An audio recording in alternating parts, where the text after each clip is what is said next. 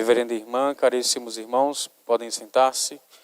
Hoje nós celebramos a festa de São Carlos Borromeu, que foi um santo que, por sua santidade, ele conseguiu reformar a igreja de modo verdadeiro, porque diante do seu tempo, das dificuldades que a igreja enfrentava naquela ocasião, nós vemos que vai se desdobrar com a reforma protestante, mas a verdadeira reforma que houve na igreja foi o Concílio de Trento e os santos, grandes santos que se seguiram depois deste grandioso concílio.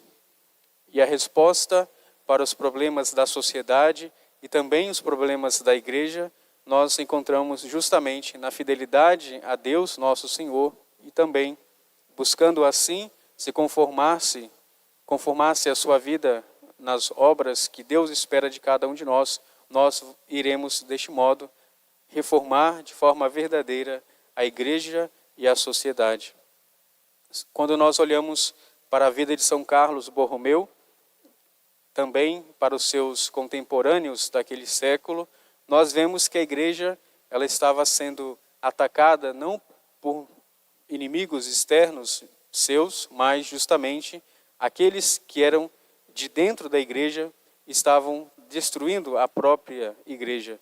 Além do nepotismo, da falta de fé e apostasia que reinava naquele tempo, além, é claro, do paganismo, nós vamos perceber que São Carlos Borromeu ele vai ser eleito bispo muito jovem e justamente por quê? Porque ele era parente de alguém muito importante.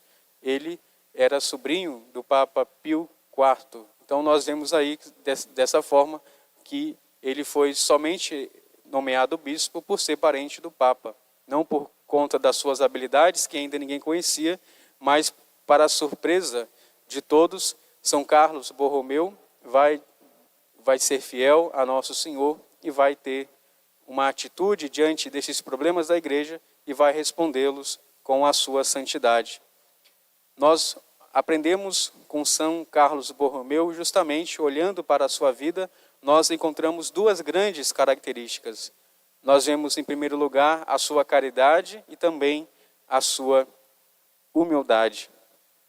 Este bispo, que foi eleito bem jovem, ele foi grande na santidade. A vida de São Carlos Borromeu desenvolveu-se sobre estes dois polos, em uma aceleração do tempo proporcional à sua ação pastoral. São Carlos Borromeu queimou as etapas, nasceu em 2 de outubro de 1538 e, com apenas 12 anos de idade, recebeu o título de comendatário de uma abadia beneditina. Seu título honorífico proporcionou-lhe uma renda considerável, mas o futuro santo quis destinar seus bens à caridade dos pobres. O Concílio de Trento, que vai ocorrer em 1561, e São Carlos Borromeu, aos 21 anos, tornou-se doutor em teologia e poucos anos depois faleceu seu irmão mais velho. Muitos aconselharam Carlos a deixar o encargo eclesiástico para ser chefe de família. Ao invés, decidiu seguir sua vocação sacerdotal. Ele foi ordenado aos 25 anos e logo a seguir consagrado bispo, título que lhe permitiu participar das etapas do Concílio de Trento, que aconteceu pelos anos 1562 a 1563. Assim tornou-se um dos principais promotores da chamada Contra-Reforma e colaborador da redação do Catecismo Romano. Ele foi eleito também arcebispo de Milão com apenas 27 anos. Nós vemos assim que a história da vida de São Carlos Borromeu, por conta de todos estes títulos e pela sua facilidade em recebê-los, nós perceberíamos que facilmente ele não seria alguém levado pela santidade, mas se corromperia por honra do seu cargo e das suas riquezas. Ele foi eleito arcebispo de Milão, e foi nessa igreja que ele visitou muitas vezes em todo o seu território, dividindo-a em circunscrições, fundou vários seminários para ajudar a formação dos sacerdotes e mandou construir inúmeras igrejas, escolas, colégios e hospitais. E ele tinha grande pensamento, para conquistar as almas, ele devia conquistá-las de joelhos, não com apenas as suas palavras, mas também por meio da oração. São Carlos decidiu-se a uma profunda reforma da igreja, começando por dentro, em uma época bastante delicada para a cristandade. O menino bispo não teve medo de defender a igreja contra as ingerências dos poderosos e tampouco lhe faltou coragem para renovar as estruturas eclesiais, sancionando e corrigindo os seus erros. Ciente que a reforma da igreja, para ser acreditável, tinha que começar pelos pastores. São Carlos Borromeu levou os sacerdotes, religiosos e diáconos a acreditar mais na força da oração e da penitência, transformando as suas vidas em um verdadeiro caminho de santidade. Ele dizia: as almas devem ser conquistadas de joelhos. Pastor deve ser também um pastor que está no meio do seu povo. A ação pastoral de São Carlos Borromeu, que foi profundamente animada pelo amor de Cristo, não lhe poupou hostilidade e resistência. Contra ele se juntou vários inimigos para que tentassem assim até tirar a sua vida. Eles organizaram um atentado enquanto o santo estava em oração, dispararam contra ele de costas um tiro, enquanto o futuro santo estava recolhido em oração.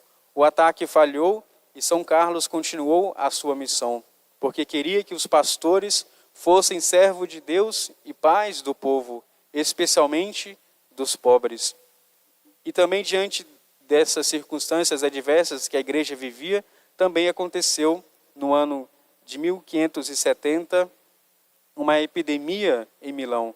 A presença de São Carlos entre as pessoas foi tão constante que aquele período permaneceu na história como a praga de São Carlos, ou seja, ele estava tão presente na vida daqueles doentes que estavam ali destinados a morrer, que todos tinham em mente sempre o nome de São Carlos Borromeu. Nós possamos assim compreender justamente aquilo que São Carlos nos ensina. Nós devemos ser humildes, mesmo diante de qualquer cargo que nós ocupamos, seja na sociedade e na igreja, e trabalhar assim para que o reino de Cristo possa crescer cada vez mais. E ele vai nos dizer, como nós escutamos nessa reflexão, que é justamente a oração que nos dará forças e é também por meio dela que nós alcançaremos a salvação de tantas pessoas. São José Maria Escrivá vai nos dizer que muitas das vezes nós queremos antepor a ação, o ativismo das nossas ações e também das nossas palavras, a oração e a mortificação. Mas a ação deve estar sempre em último lugar. Dentro do nosso coração deve habitar a graça de Cristo por meio da oração e da mortificação. E ele vai nos dizer, muito em terceiro lugar, e em terceiro lugar deve haver a ação. Então a nossa ação deve ser sempre iluminada por meio da nossa oração. E que São Carlos Borromeu possa sempre inspirar grandes sacerdotes e pessoas também dedicadas na igreja para converter aqueles que guiam o povo e também ser um canal de Deus na santificação das pessoas que passam necessidade, sejam em epidemias e em situações também adversas. Louvado seja nosso Senhor Jesus Cristo. Para sempre seja louvado.